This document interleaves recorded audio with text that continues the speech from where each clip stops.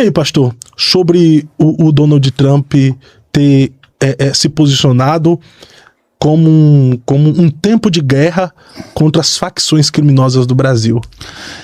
A gente tá com muita coisa acontecendo nos bastidores, né? O Chiquini chegou a falar e nós já estamos aí com a tropa de elite dos Estados Unidos agindo no Brasil e monitorando muita coisa. Brasília, né?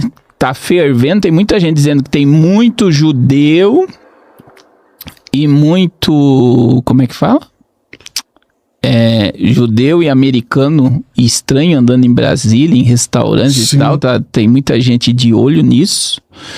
Mas aconteceu N coisas, Fábio. Primeiro que foi isso que aconteceu, o que as pessoas precisam entender, que foi isso que deu autorização aos Estados Unidos para capturar Maduro. Então ele levou as tropas, né, do exército para o Caribe e deixou ali na frente da Venezuela e classificou os narcotraficantes da Venezuela. Começou a explodir barco carregado de cocaína e deu autonomia para ele capturar o Maduro. Então, essa classificação deu autonomia ao Donald Trump para capturar o Maduro. Aí eles vêm para o Brasil e classificam o PCC e o Comando Vermelho como... Narcoterrorista. Isso dá uma autorização ao governo americano não precisar de liberdade para entrar no espaço aéreo do Brasil e fazer o que quiser. Deu autoridade? Isso dá autoridade ao governo americano, porque isso pode, por exemplo, o PCC tá na Europa e tá na América também. Então, tá em Portugal também, eu tava conversando com um amigo. Se tá muito forte em Portugal. Diz que tá forte demais em Portugal. Tá forte e tá causando pânico. A última vez que eu tive lá, eles incendiaram um cara nos pneus lá. Os portugueses não são acostumados a ver isso, né? Disse que diz que Portugal, a autoridade policial lá não tem armas para combater. Não tem. E aí, o que Trump fez? A mesma coisa que ele fez com a Venezuela, que a América fez com a Venezuela, tá fazendo com o Brasil. Diz que houve várias conversas com o Lula para eles não tomarem essas decisões, mas o Lula se manteve intacto. Quer dizer assim, não quero negociar essas questões. Tipo assim, quem cuida dos meus traficantes sou eu. Vocês não têm poder de vir aqui. Só que veja, primeiro, para chegar no cabeça, e é muito importante, o que eu tô falando aqui, foi o próprio Lula que falou na convenção do PT em São Paulo. Eu fundei o Foro de São Paulo. Ele falou em público isso.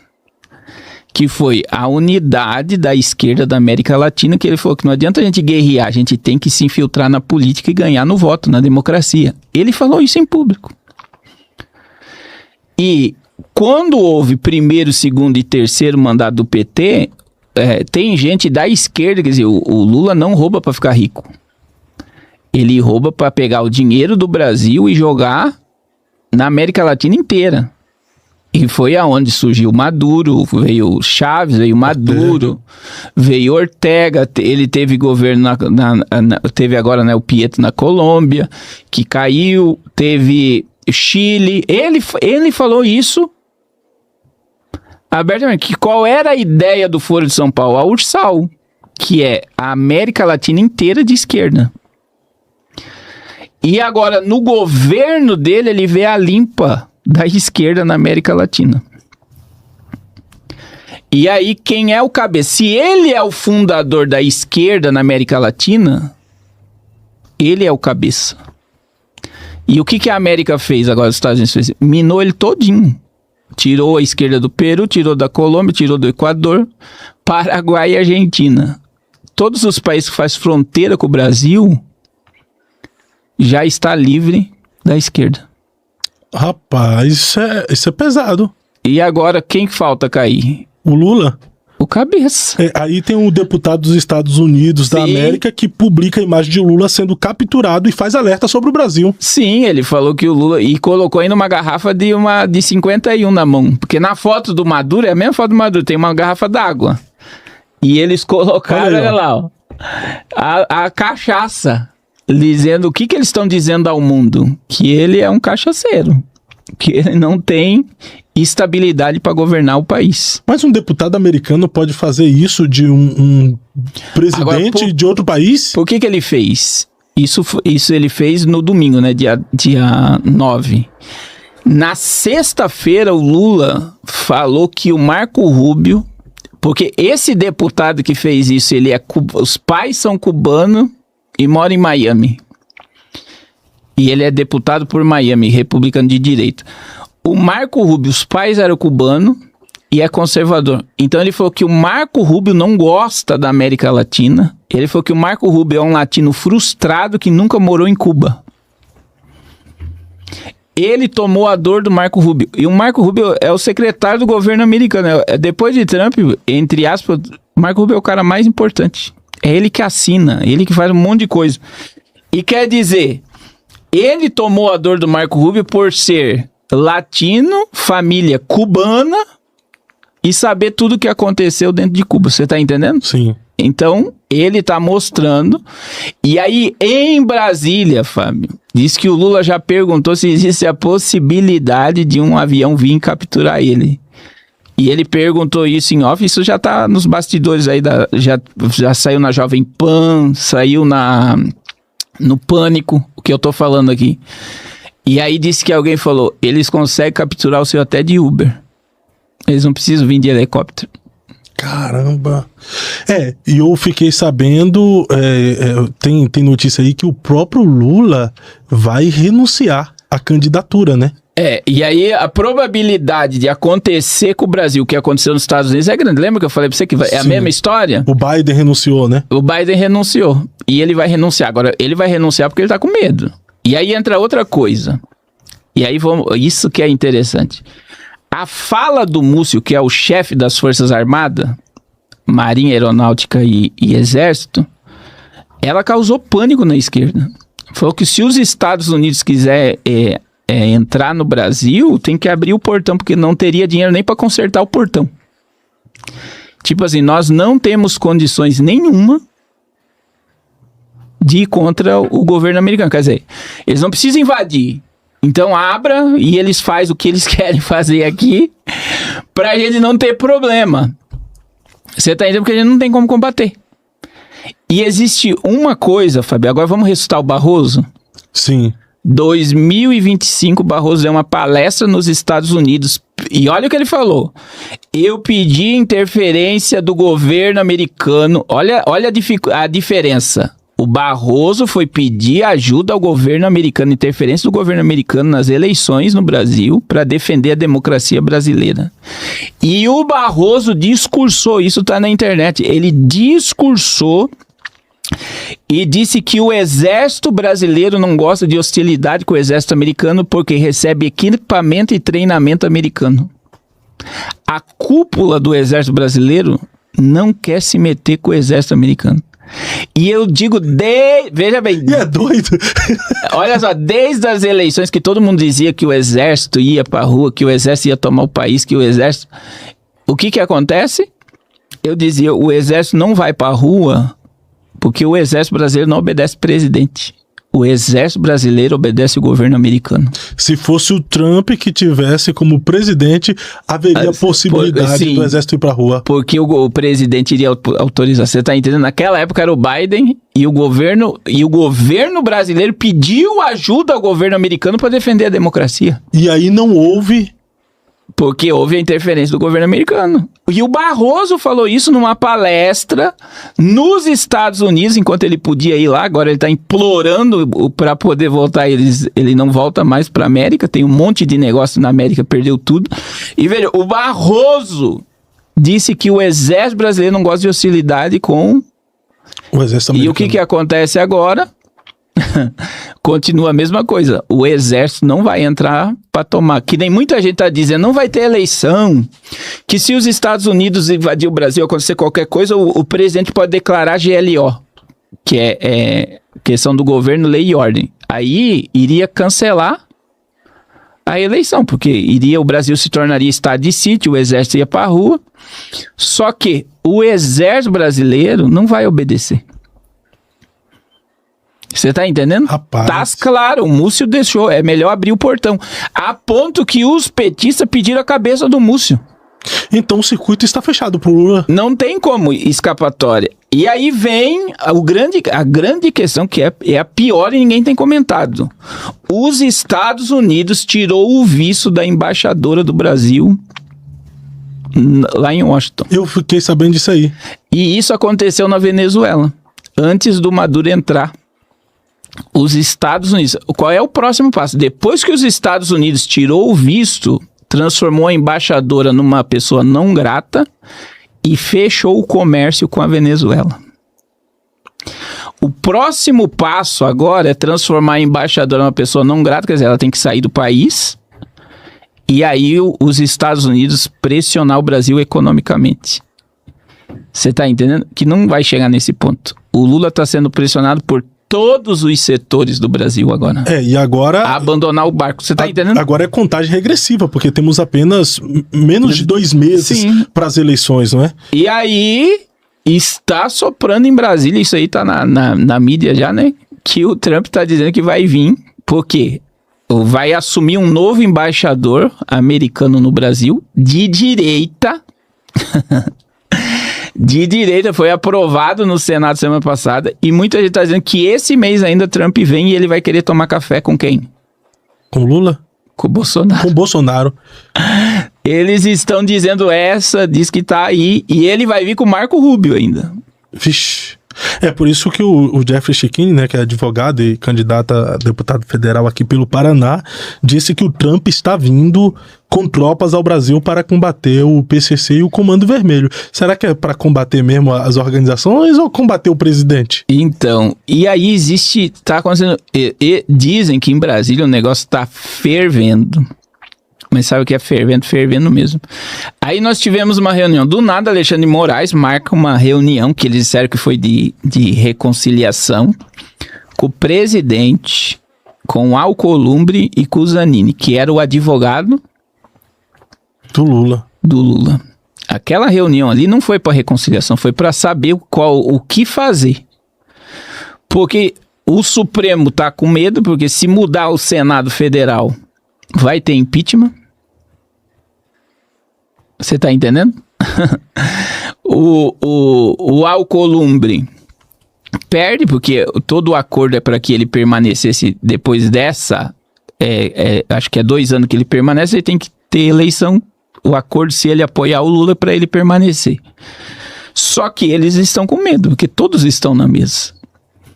E aí os Estados Unidos têm tanta arma, Fábio. Nunca esqueçam que o André Mendonça mandou 8 celulares do Vorcado para a CIA e para a Mossad. Eles têm informações que nós não temos, né? Não temos. Então, assim, a probabilidade de o Lula soltar do barco, ela é grande. E se ele ficar até o fim e perder pro Flávio... vai ser... Muita gente já aconselhou ele a não ir até o fim. Estão até pressionando agora também investigações do Lulinha, né? E aí vem, tirar o sigilo do INSS, a secretária que levou... Agora veja bem, o chefe do gabinete do Lula recebia mesada da mulher do Lulinha, porque eles disseram que era uma secretária, mas a empregada dela disse que ela era mulher do Lulinha. Se não era mulher, era amante, era alguma coisa. E ela entrava pelo chefe do gabinete do pai do Lulinha a ter acesso aos ministérios e fechou um monte de contrato milionário. Caramba. Então, existe N coisas, a ponto que... Veja bem, o advogado Lulinha teve uma audiência com o ministro da Justiça. E ele é uma pessoa comum como eu e você. Isso não existe. Você tá entendendo? O acesso que tá tendo. Então, Brasília tá pegando fogo. Olha só, o diretor também agora da Polícia Federal, a namorada dele é uma jornalista. E pegaram o depósito de milhões do Vorcaro na conta dela. Assim como tinha milhões do Vorcaro na conta da mulher do... Alexandre de Moraes. Acredito Podcast. O Eu Acredito Podcast valoriza a importância do testemunho para o fortalecimento da fé em Cristo Jesus. No entanto, é fundamental ressaltar que as experiências individuais isoladas apresentadas neste canal não devem ser consideradas como doutrina bíblica. As opiniões expressas pelos convidados não representam necessariamente a posição oficial do podcast. Bom dia! Gente, é a primeira vez que eu tô fazendo isso e posso dizer que eu tô bem desconfortável. Mas eu gostaria de fazer um relato hoje, contar um sonho que eu tive essa noite, depois de ter acordado de madrugada para orar. Então eu queria dividir com vocês esse sonho. E se não fosse importante, certamente eu não estaria fazendo esse vídeo. Sei que vai ter bastante polêmica, mas eu não estou aqui para agradar ninguém. Estou aqui para agradar uma única pessoa. E eu vou contar esse sonho rapidinho, tá bom? Porque eu sempre fui recriminada por alugar muitas coisas, né? Mas nessa noite eu sonhei que eu estava junto de pessoas muito diferentes. E nesse local tinha muita fruta, muita comida e pessoas diferentes mesmo. E eu estava no meio delas e me davam fruta para comer. E, gente, a fruta do sonho, eu podia sentir o gosto da fruta. Eu sentia o gosto dela. No sonho. Então me deram uva, me deram laranja, abacaxi. E eu sentia aquele gosto profundo na boca, no sonho. De repente, acabou e tinha uma piscina. Eram pessoas se divertindo. Pessoas que eu não conhecia. E eu estava muito bem ali naquele local. E assim, por que eu estava ali? Eu nem sabia o porquê, o motivo, né? De repente, acabou tudo. Eu não vi o que aconteceu, mas era só destruição. Aquele lugar bonito se tornou um lugar somente de escombros, coisas que não... E aí começamos a juntar as coisas. As pessoas que estavam comigo foram procurar mantimento, provisão. E eu estava nesse lugar e essa pessoa tinha um negócio, porque ele era dono dessa fruta, dessa coisa de fruta. E nas caixas assim, tinha o dinheiro dele. Aí o que eu fiz? Eu peguei o dinheiro dele, guardei, escondi, para quando ele voltasse, ele achasse, porque ele falou, agora as pessoas vão roubar, porque tá todo mundo sem comida e sem dinheiro. Então, se ele deixar aqui, quem vai vir vai buscar, vai roubar as coisas dele, dessa pessoa no sonho. Então, gente, quando no sonho, aí uma voz me disse, guarda produtos perecíveis, não perecíveis. Começa a guardar produtos não perecíveis. Então, o que eu tenho para dizer para vocês é o seguinte, para mim, depois da minha oração, das 3:30 da manhã, era 3:40 quando eu acordei para orar. É o Senhor falando. Então, comecem a aguardar. Da mesma forma do sonho, eu estava ali curtindo, comendo, entendeu? E de repente não tinha mais nada. Mais nada. Só tinha escombro, só tinha tudo revirado, não tinha mais comida, sabe? Era tudo, eu não sei explicar direito. E Deus não me mostrou o que aconteceu.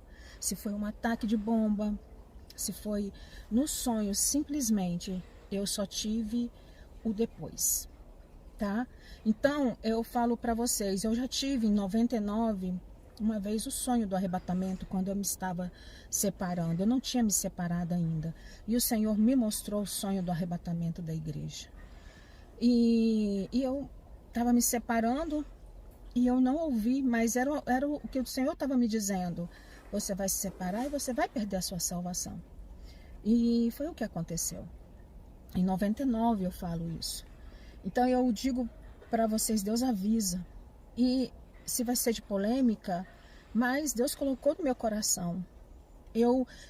Talvez para mim avisar os meus parentes, mas como eu sei que é um sonho profético, e não sou eu que digo isso, como milhões de pastores, profetas estão falando, Jesus está voltando, a gente não sabe o que pode acontecer. Mas as ameaças de guerras estão iminentes em todo o tempo todo. Semana passada foi falado sobre que a ameaça da guerra, né? A gente não sabe. Pode ser conversa fiada, mas como pode ser verdade? Mas um sonho vindo de Deus a gente não duvida, tá bom? Então essa é a minha mensagem. Eu nunca fiz isso.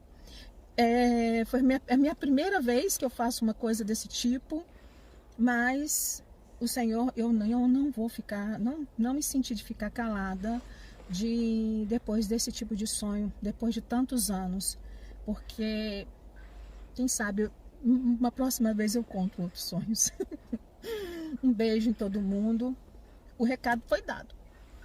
Pastor, o que está acontecendo no mundo que nós precisamos saber? A geopolítica mundial aí, a tensão entre Estados Unidos, Israel e Irã, isso está refletindo na Europa, que consequentemente está refletindo na América do Sul também, está refletindo no Ocidente, já está refletindo no Brasil. O que está acontecendo? Apresenta para nós aí.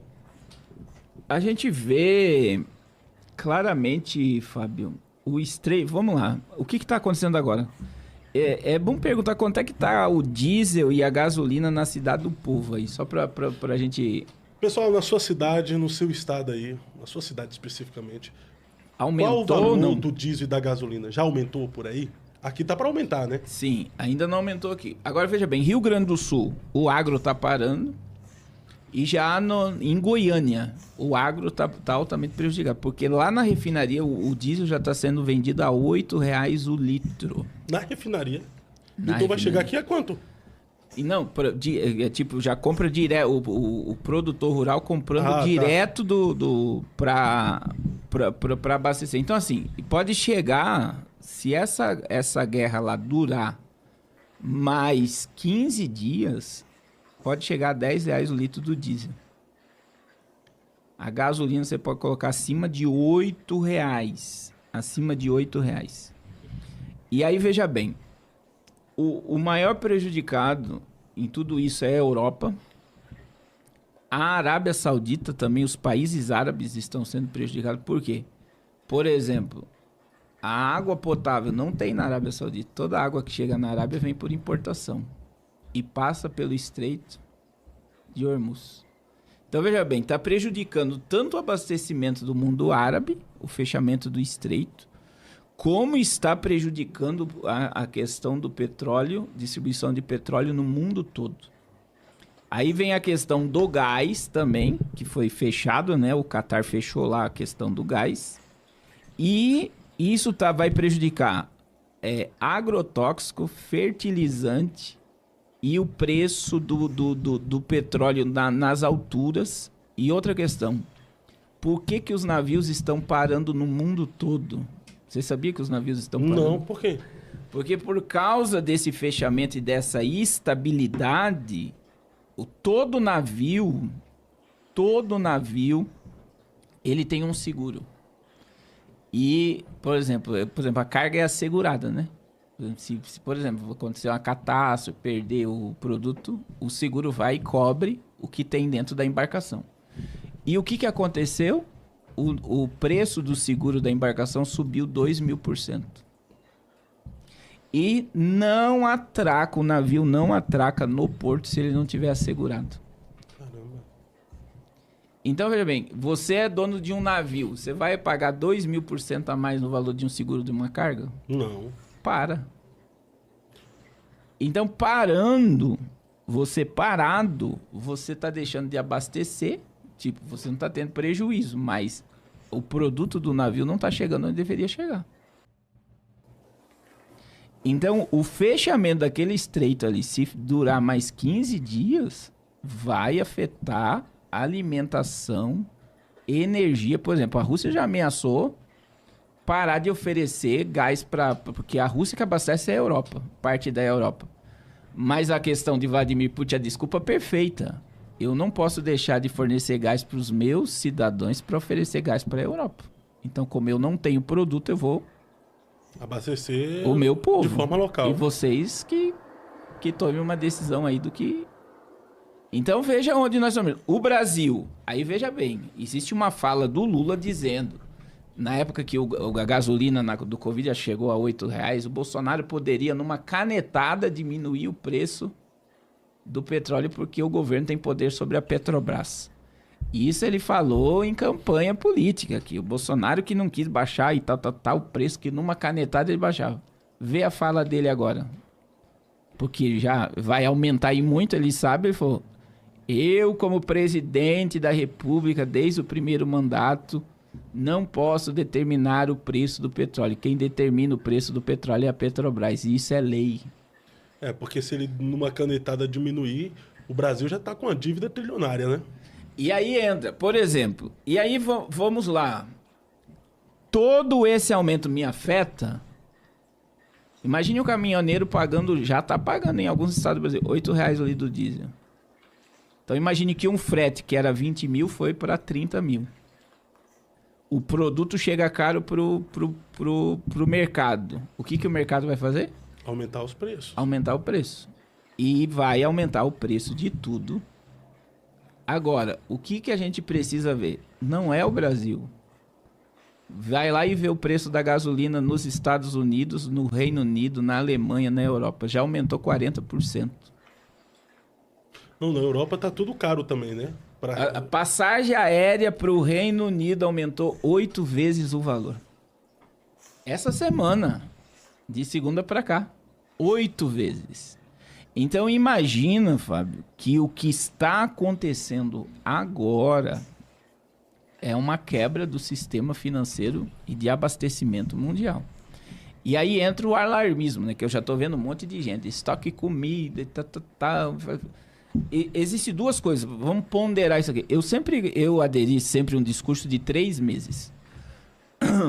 Só que eu acho muito perigoso eu chegar para os meus seguidores e dizer, compre comida e guarde para 3 meses. Porque a maioria das pessoas que me seguem mal consegue comer naquele mês.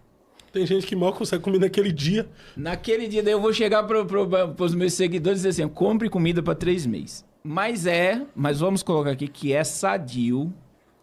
Hoje, por exemplo, você ir no mercado e fazer uma compra para 3 meses. Por quê? Vai aumentar e muito o preço de tudo. Então vai aumentar. E tem coisas que pode aumentar, pode dobrar o valor de preço. Então isso afeta. E aí veja bem, o agro.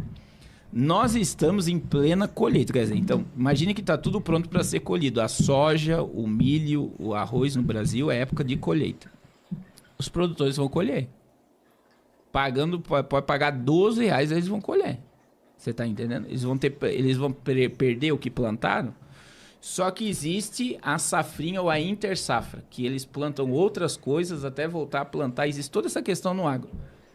Eu já vi produtor de ontem para hoje dizendo, eu não vou fazer a minha safrinha.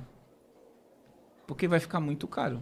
Eu não vou ter condição de comprar adubo e diesel para fazer o plantio. E aí pode afetar o abastecimento. Eu digo Brasil, nível Brasil. A gente vai ter um aumento gigantesco. Não, eu sempre disse, Brasil não falta comida na prateleira. Na prateleira não falta comida na prateleira no Brasil. Porque o Brasil é o quê? Produtor de comida. Mas o que vai acontecer? O preço vai subir muito. Você está entendendo? Não falta, mas você vai ter condições de comprar? Então o conselho que fica é você que tem o seu lugarzinho, sua rocinha, sua chácara, seu sítio, comece a criar galinha, comece a criar os animais comestíveis, né? Porque plantar sua horta, a fazer suas coisas, porque é melhor do que ficar comprando também cheio de agrotóxico, né, não, pastor? Quem dá sua rocinha, sua fazenda lá. Dá um pedaço da sua fazenda. Quem tem condições é maravilhoso, né? Só que é muito complicado. Então, o que a gente precisa entender? A gente precisa entender algo que ninguém falou até agora, nós vamos falar aqui. Quem é que Donald Trump prendeu em janeiro? Aqui, Maduro, né? Maduro. O que a Venezuela tem? Petróleo. Então veja bem, as reservas de petróleo, a Europa e os Estados Unidos têm uma mega reserva de petróleo para crises como essa. Então, ontem teve a reunião do G7, eles falaram de liberar 30% dessa reserva para não abalar tanto a economia. Não abalar tanto a economia. Então, quer dizer, não está passando, imagine que não está passando pelo estreito, a gente libera as nossas reservas, depois repõe a reserva, e os Estados Unidos já está pronto para repor por causa da Venezuela, então a gente libera a reserva que a gente tem para amenizar o impacto. Mas mesmo assim o impacto está grande. Outra coisa que aconteceu, tanto a alimentação vai ficar cara, e aí vem o sistema financeiro. A BlackRock, essa semana, sexta-feira, ela proibiu os acionistas de sacar seus ativos dentro da empresa. Vamos supor que a BlackRock é um banco, você tem dinheiro no banco, você foi sacar o dinheiro e você não conseguiu. Só que ela proibiu bilionários. Por quê? Porque todo mundo vendo o que está acontecendo no Oriente Médio, eles falam, eu vou tirar meu investimento porque eu vou perder. Você está entendendo? E a BlackRock proibiu os acionistas de tirar ações do banco, do sistema. Mas pouco. Porque tava muita gente tirando. Eles iam perder trilhões. Só para você ter ideia, de sexta para ontem, a BlackRock despencou 6% na bolsa. Isso acaba refletindo na economia mundial? Mundial. A BlackRock é a maior detentora de ativo do mundo. A BlackRock tem tanto dinheiro que ela só perde para a economia dos Estados Unidos e da China. Então a BlackRock é uma empresa que tem mais dinheiro que todos os países do mundo. Então, e aí veja bem, ela proibiu os acionistas de sacar. Acendeu um alerta. Porque se você é dono, você deveria ir lá. E aí isso pode passar para banco? Se nós tivermos uma crise mundial, uma recessão? Pode, né? Pode passar para o... Então, eu tenho dito, por exemplo, o teu dinheiro, por exemplo, se nós tivermos um apagão digital, o teu dinheiro não desaparece. Se nós tivermos um reset financeiro, o dinheiro vai ficar lá. O que pode ser limitado? O teu saque do dinheiro. Mas aí é complicado, porque analisando essa questão, o dinheiro em cédula hoje, quase ninguém está usando, né? Geralmente, todo dinheiro, tudo digital. As contas hoje você paga através do digital. Tudo que você faz é na questão digital. Daqui uns dias eu acho que haverá proibição. As pessoas já não vão estar mais recebendo cédulas. Vamos lá. Ontem, o Senado Federal, no Brasil, só para vocês terem ideia, proibiu negociação de imóveis com dinheiro físico em espécie. Olha aí.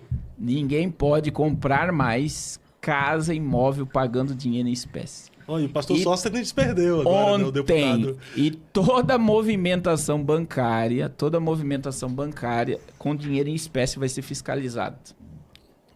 Preciso ir no banheiro. Precisa ir no banheiro? Faz um anúncio aí. Então, aí o que acontece? Aí agora, se não vai poder mais usar o dinheiro em espécie, o recurso vai ficar com dinheiro digital. E se houver um apagão? O dinheiro vai continuar lá. O que eles vão limitar, pra gente terminar aqui? Eles podem limitar, por exemplo, você tem 10 mil reais e você quer sacar os 10 mil, você não pode. Eles podem limitar para 300, para 500. E agora, o que eles fazer? Vão te dando... É aí que eu digo, quem puder ter uma reserva para 3 meses de dinheiro em espécie, seria bom.